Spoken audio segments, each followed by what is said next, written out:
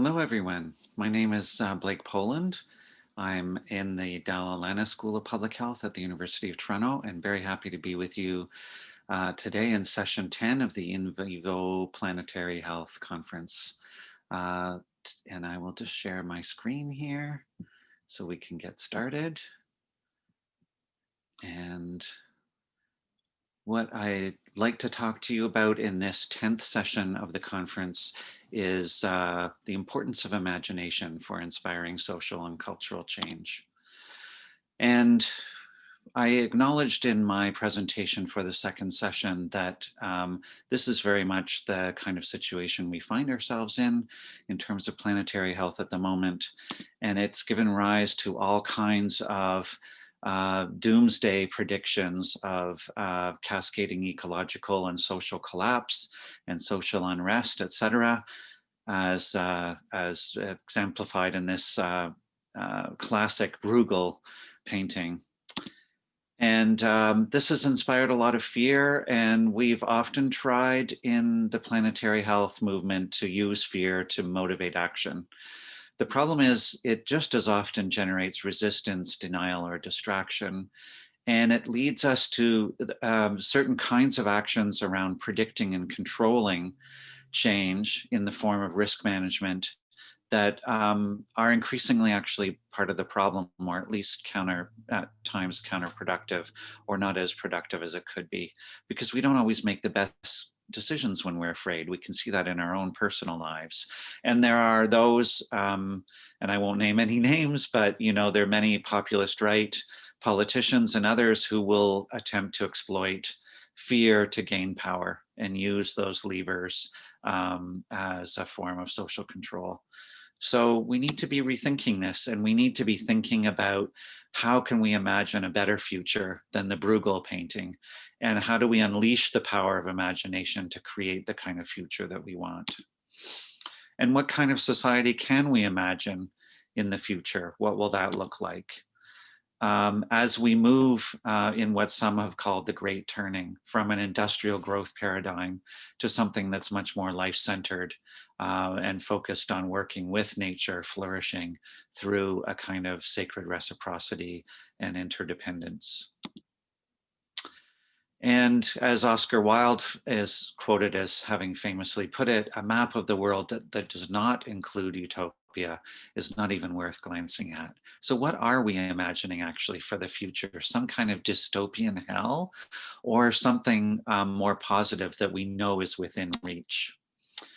And if we think the world before us is actually what we call reality, and imagining how things could be otherwise is just a flight of fancy, then we've forgotten that we dreamt up the world that we're in now. We created this, so we can also create something else.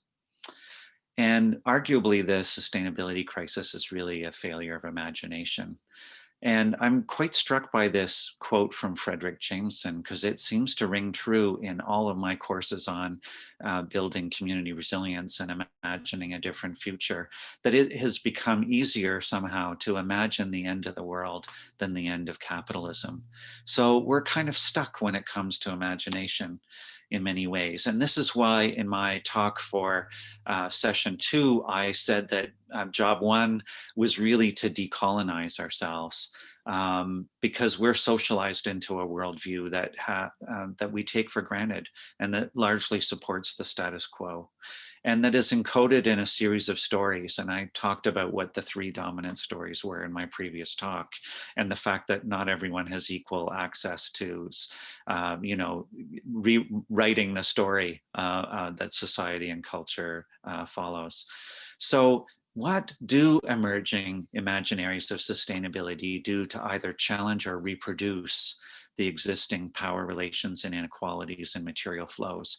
And how do we decolonize our imaginations and free them up for our ability to think outside the box, if you will, and imagine a different and better future, and one that's more equal? And in that session 2 talk, I said that we actually can have a lot of other knowledge traditions and ways of knowing that we can draw from, that we're not starting entirely from a blank slate. And I'm not going to go through all these here. I went through them more in the other talk. What I want to add, though, is that social movements are also responding to this call. There's a wild convergence of movements for change around relocalization, urban homesteading, community building, resilient cities, permaculture, the sharing economy, the list goes on and on. They list in the hundreds, if not thousands, of different social movements around the world active in imagining a better world and working towards it. And this working towards is actually really interesting. And it's been sometimes called prefigurative politics, which is a kind of movement building that attends to the practice of behaviors and relationships that we want to see as mainstream in the future. And one such example is the Transition Town movement, a social technology for building community resilience that has as one of its key bylines, if it isn't fun, it isn't sustainable. And we want to be known for what we stand for, not what we stand against. So very much a championing of the possibilities of imagining a better future. And this movement, we spent a couple of years researching the emergence of the Transition Town movement in Canada, and we found all kinds of very inspiring examples of initiatives right across the country, and over 100 transition initiatives across the country. These are just a couple of the examples. And my point here is, what actually do we want to be watering? When I called for a pandemic of positivity in my second session talk, I use this graphic of what are we watering, what are we giving attention to. So my invitation here is to pay attention to what enlivens and what feels good, because after all, isn't everything that we think we want or don't want ultimately about how we think it will make us feel? Why not feel that now? What if joy was our yardstick? Not an effervescent, manufactured, entertainment-induced, bubbly happiness, but the kind of deep joy that comes from living in alignment with what we know inside to be true and right for us, in alignment with the greater good, and in reverence for the sacredness of all life, where clarity of intention is matched with a letting go of the need to micromanage for specific results. And where, to paraphrase Brian Murphy, how we are in the world is not an outcome of a kind of strategic calculus of effort versus impact that we see all too often in activist work, but rather a natural outgrowth of our deepest authenticity, wherein anything else is unthinkable. It's simply in alignment with who we are, where action is motivated not by fear or anger or the projections of unresolved childhood wounds, not as an act of desperation, revenge, or even hope, but as an act of love. And many have said that, in fact, we only protect what we love. And what we need to do actually is feed a kind of enlivening, falling in love with the earth and the planet and with all that it contains. And that love itself is transformative. And I'm reminded of Dr. Masaru Emoto's experiments of deep structure photography of water structure formation when it's subjected to different emotions, humans nearby who are projecting different emotions. And you see the results here. So for me, this invites the question, what quality of being are we sourcing our doing? And are there ways in which we can align self-care and care for the world around something like love and joy?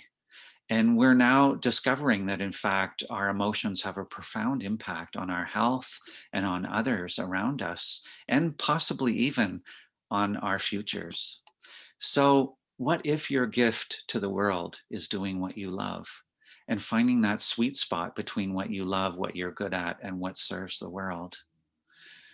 So that we can trust, we can engage for the sheer enjoyment of authentic alignment as an act of exuberant aliveness, trusting the ripple effects will be our contribution without having to know when, where, or how. So what is your calling? Thank you.